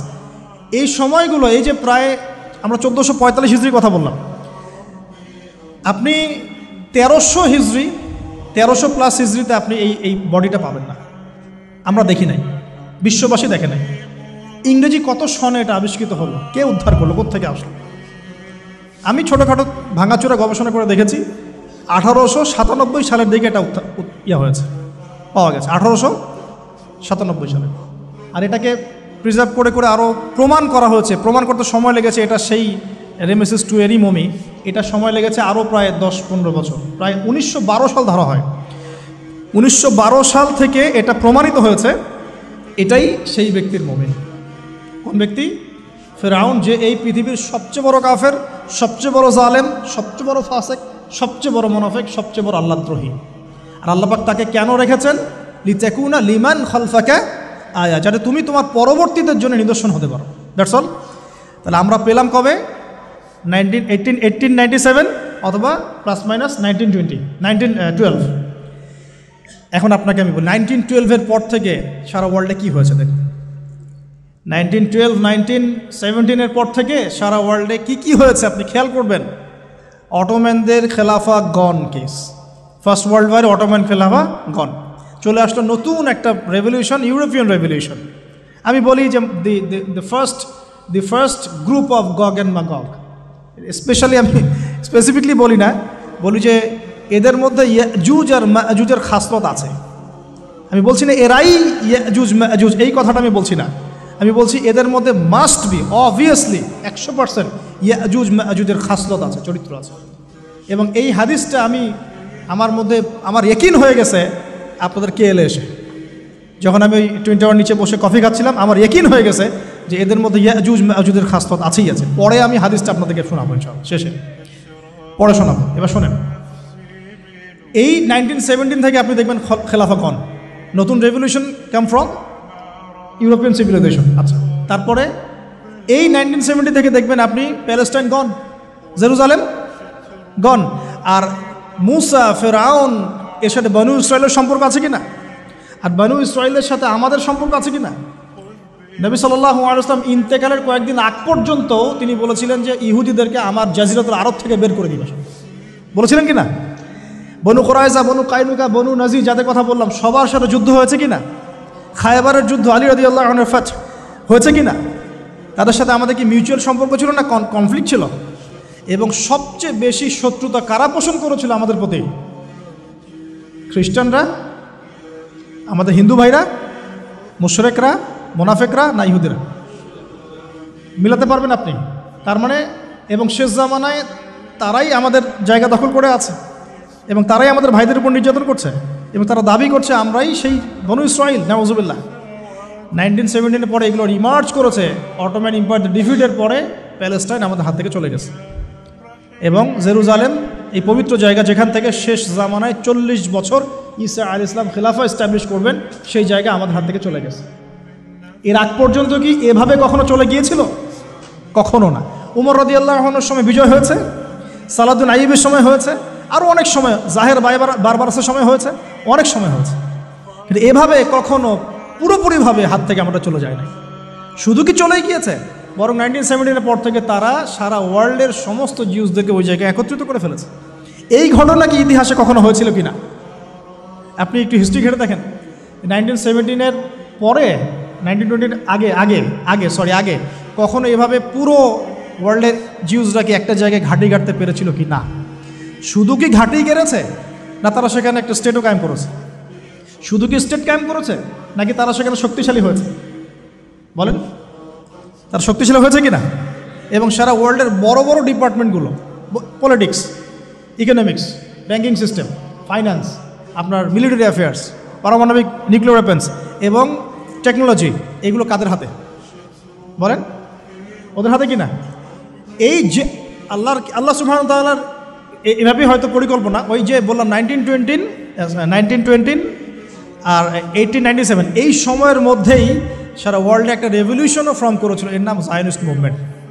এর নাম কি? Zionist movement. এই জায়নিজমটা উত্থান হয়েছে এই 1897-এর সময় থেকেই, যখন ফেরাউনের মমি পাওয়া গেছে তখন থেকে। আর ফেরাউনকে কাদের জন্য নিদর্শন বলা হচ্ছে? জালেমদের জন্যে। আর এরা সারা বিশ্বে জুলুম করছে। অতএব ফেরাউনের এই বডিটা এই পুরো সম্প্রদায়দের জন্য একটা বড় নিদর্শন হয়ে আছে এখন পর্যন্ত। এবার লাস্ট এই 17 থেকে আপনি 2023 পর্যন্ত হিসেব করে দেখেন, কনক্লুশন বলি, হিসেব করে দেখবেন আমরা আমাদের খিলাফা হারিয়ে ফেলেছি। মুসলিম উম্মাকে বিটস অ্যান্ড পিসেস অনেকগুলো কান্ট্রিতে ভাগ করে দেওয়া হয়েছে। প্রত্যেকটা কান্ট্রির মধ্যে মাশাআল্লাহ সেকুলারিজম, ডেমোক্রেসি, ন্যাশনালিজম, কমিউনিজম ছড়িয়ে পড়েছে। ধর্মতাত্ত্বিক শিক্ষাগুলোকে কমানো হয়েছে। আপনার ইকোনমিক সেকশনে রিবাকে প্রমোট করা হয়েছে। পলিটিক্যাল অ্যাফেয়ার্সে আল্লাহ পাকের বিধানকে উঠিয়ে দিয়ে তাগুতি বিধান চালু করা হয়েছে, খোলামেলা বলছি। তারপরে পর্দা, বেহায়াপনা, জেনা, পর্নোগ্রাফি, এভরি সিঙ্গেল যে কুফর, হারাম যেগুলো, কাবিরায়, কাবায়ের, এগুলোকে প্রমোট করা হয়েছে। লাস্ট 100 বছর আপনি হিস্ট্রি, এই লাস্ট 100 বছরে আপনি আবু বকর, ওমর, ওসমান, আলীর সেই যুগ পাচ্ছেন না। ইভেন মুসলিমদের মধ্যে হাজারটা দলে দলে আমরা ভাগ হয়ে গেছি। শক্তি নাই, স্ট্রেংথ নাই, কাদা ছড়াছড়ি, গিবত, তহমত, হ্যাঁ, এক ভাইয়ের সমালোচনা করতে বলে আরেকজন ক্রেডিট মনে করে, কে কার গলায় ছুরি চালাবে, এই তো চলছে। আবার ওয়ার্ল্ড ওয়াইড একজনকে মারলে আরেকজন হাসে, আমার গায়ে তো আসে নাই, ওর গায়ে আসছে আসুক। আবার কেউ কেউ ওদের সাথে হাত মিলিয়ে কাজ করছে, কেউ ভিতরে মুনাফিক হয়ে যাচ্ছে, কেউ ভিতরে ইহুদিদের সাথে মিলে যাচ্ছে। এই তো চলছে সারা লাস্ট 100 বছর। এখন লাস্ট 100 বছরে এরা তারা পলিটিক্যালি স্ট্রং হলো, জেরুজালেম দখল করে ফেললো, আমাদের ভাইদের উপর নির্মম নির্যাতন চালাতে থাকলো। 4টা যুদ্ধ করেছে আরবরা, একটা তো জিততে পারে নাই, একটাতেও না। এবং পলিটিক্যাল পাওয়ার সাথে ইকোনমিক পাওয়ার গ্র্যাব করেছে। মিলিটারি অ্যাফেয়ার্স, অস্ত্রশস্ত্র, ফাইন্যান্স, এইটা সেটা সব কিছু ওদের কন্ট্রোলে এখন। এরপরেও কি আমাদের বুঝতে বাকি থাকার উচিত যে আসলে এই যে শেষ জামানার দাজ্জাল, ইমামুল মাহদি, ইসা ইবনে মারইয়াম, এগুলো এই জায়গা কেন্দ্র করেই হবে?